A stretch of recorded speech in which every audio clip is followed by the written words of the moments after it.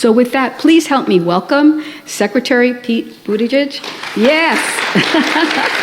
Thank you.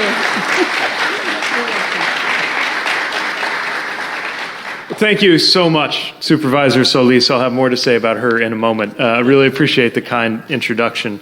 I want to recognize the leadership of so many who helped make this possible. You have an extraordinary federal delegation, including Senator Padilla, who I spoke with, who is excited about this project, and Representative Gomez, my fellow toddler parent, who has really set a great example on how you can be an active father and be in public life, that someone that Chasten and I really appreciate and admire.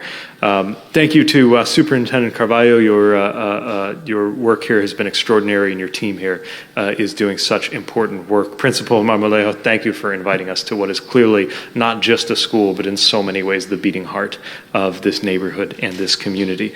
And to everybody involved in educating children and supporting them and their parents here. Thank you. It's been great to be with Stephanie Wiggins again, especially both yesterday and today, what we've been looking at, to be with Caltrans and to be with so many community stakeholders and leaders from every level of government. And I'm especially delighted to be reunited with Hilda Solis.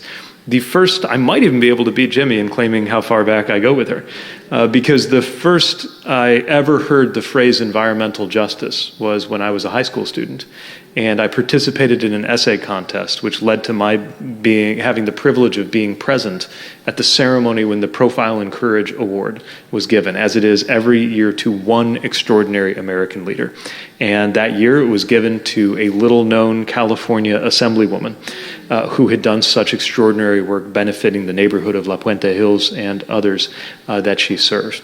And to watch her in Congress, to watch her really set an example of how to be a great member of a president's cabinet, and to watch her return to something that, as a former mayor, I have always believed, which is no matter what heights you have visited in our nation's political system, there is no more compelling level of government or work to be done than being among the people you serve every day in local, municipal, county leadership.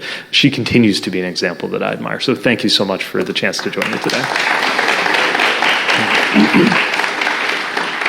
As she said, we've been here for a little over 24 hours, and it's been an extraordinary visit. Yesterday, we started our day breaking ground at a facility at Long Beach that will mean that millions of containers can go onto rail directly, which means they won't have to go on trucks up the 710, meaning air quality benefits for people throughout this region and stronger supply chains. We looked at the zero-emission buses that we were helping LA Metro to acquire and deploy, the largest fleet of clean buses in the country, and so many other steps being taken to make it easier, cleaner, safer, and more affordable for people to get to where they need to be.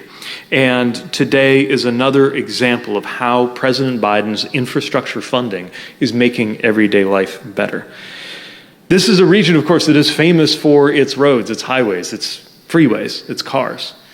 And if you look at images from the 50s and 60s when a lot of that construction was happening, you see a lot of celebration and fanfare. Tourists posing next to recently completed bridges and ribbon cuttings with pageant winners as guests of honor. There's even an image of President Reagan operating a bulldozer. That was thought to represent progress, and certainly very important possibilities opened with our highway and freeway system. But something else happened that we have to take responsibility for. When it was built, the 710 was an investment in supply chains and in vehicle travel, but like so many of the freeways and highways of that era, lower income communities were split in half, cut out of the benefits because they lacked the political power to reshape or resist those plans. And the result was shuttered businesses, people forced out of neighborhoods. For those that remained in this area, the 710, a highway whose purpose ought to be to connect, wound up also serving to divide, a barrier to get from one part of the community to another. With the primary pedestrian overpass, as we just saw, limited to a narrow sidewalk right next to a busy two-way road. And with a freeway now running through the neighborhood, it also meant increased exposure to polluted air, and higher rates of respiratory diseases like asthma and even cancer have been found in neighborhoods close to those highways. The students and everybody walking on that sidewalk isn't just contending with vehicle traffic, they're contending with history. And sometimes people say, why would you dwell on that? Nobody in charge today is responsible for how that was done. Why are you making everyone feel guilty and dwelling on the past? But the point is not an exercise in blame or guilt. The point is that we can do something about it. Even if nobody in a position of responsibility today is responsible for creating some of these challenges and harms and barriers, everyone today is responsible for what we do next. And because of President Biden's bipartisan infrastructure law, we have the resources to do something about it. As we modernize America's transportation systems at a scale we haven't seen since the Eisenhower years, in this era, as we work to build and rebuild our transportation systems, we're making sure that all communities benefit from the projects that we're funding. And yes, that includes bridging the divides of the past. And sometimes that's something we're doing very, very literally. That's why, on behalf of President Biden and the Biden-Harris administration, I'm so proud to join you to celebrate $10 million to help build that Humphreys Avenue crossing.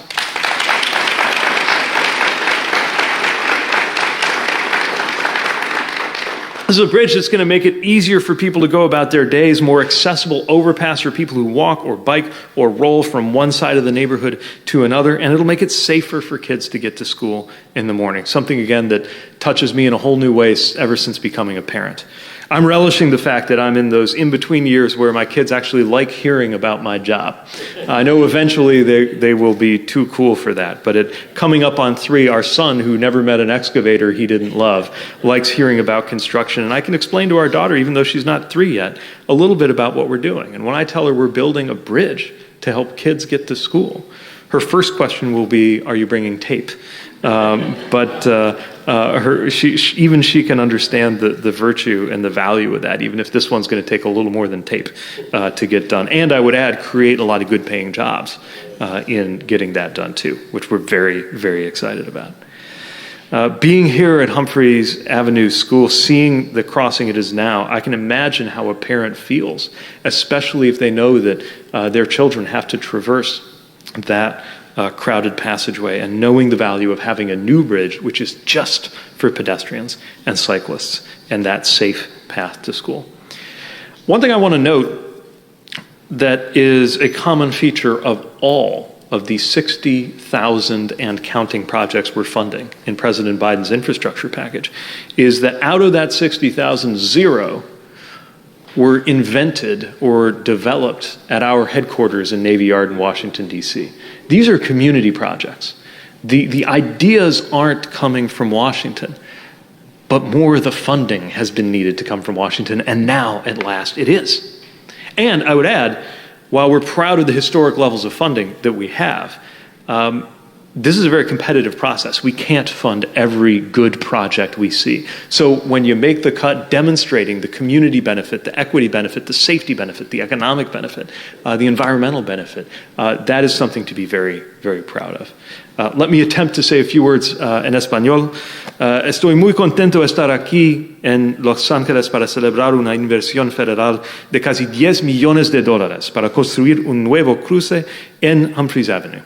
Gracias a la administración Biden-Harris, pronto habrá un nuevo puente que facilitará el camino de las personas, haciendo esta calle más accesible y segura para aquellos que caminan, andan en bicicleta o que tienen alguna discapacidad. El nuevo puente también brindará seguridad para los niños y niñas que caminan aquí a Humphreys Avenue Elementary School. Y como padre de niños, 2 niños pequeños, yo sé lo importante que es para las familias la seguridad de sus hijos. Debo resaltar que aunque este proyecto será pagado con fondos federales, es el resultado del esfuerzo de la comunidad.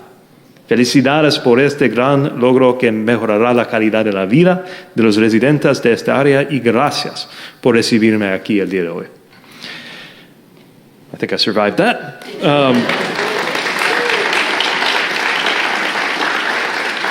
I want to close by just putting this in context. The work goes beyond what we're doing at DOT. In California alone, for example, President Biden has dedicated over $45 billion to projects that are going to make sure the water that comes out of the faucet is safe to drink, that families have affordable and fast internet at home so their kids can do their homework, that more electric cars and clean buses and school buses are on those roads and freeways so that the air everybody breathes here is cleaner. And after a lot of hard work, last month prices fell instead of climbed for the first time since the pandemic began disrupting our economy in 2020. We have seen a lot of progress over the last few years, but we know there is more work ahead. Today is a great day to celebrate, and the only thing, especially as a former mayor, that I love more than announcing a project is seeing it completed. So I hope you will send a postcard inviting me to the ribbon cutting when this wonderful project gets done. Thank you, congratulations, and keep up the great work here in this community. Take care.